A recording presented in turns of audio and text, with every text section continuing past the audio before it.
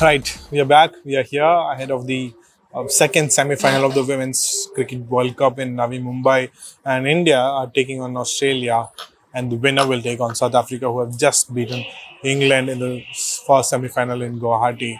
While South Africa have made history by entering their first ICC ODI World Cup final, India have a massive challenge ahead of them. They will be facing Australia, the 2022 defending champions, juggernaut of sorts in every sense, and arguably one of the greatest sporting teams ever to have played. They are, to an extent, it's in a transitioning era. Alisa Healy is captaining in a first ODI World Cup, but this team has been on a roll. They have won all the matches they have played except for the washout against Pakistan. But here they have their own concerns as well ahead of the clash against India. Their captain Alisa Healy struggled with the calf strain. She did not play the previous match, but the coach said that the call will be taken on the morning of the match, but she did practice 2 days out from the contest. Whereas for India, they have been had dealt with a massive blow with the injury of Pratika Rawal. Of course, they've taken a massive gamble with Shefali Verma coming in, but Rawal has been the most consistent opener in the world since Smriti Mandhana in this year. She has 976 runs, second most by any batter, only behind Smriti Mandhana, of course.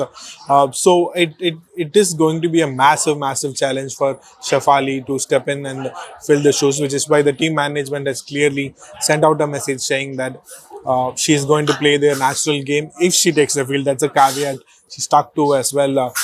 Agar mein kehla to, if she plays in the semi-final against Australia, she's going to be attacking. She's going to play her natural game and take on the attack with the Australian team.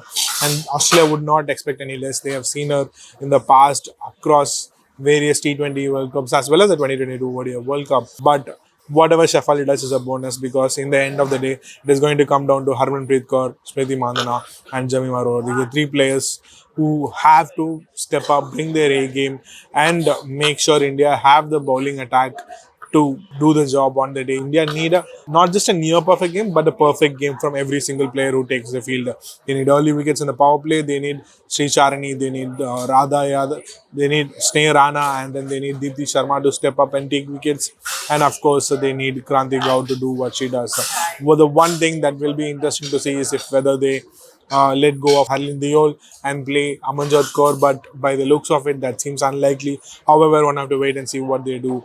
Harleen Deol has the backing of the management and the captain, and she's been their stopgap at number 3 if an early wicket falls. Even more so, they'll try and keep her, considering the fact that Shafali is going to be the aggressor come Thursday at the Navi Mumbai stadium. For India, the challenge is going to be about toss. They're going to want to bat first, put up a good score, and then try and restrict Australia.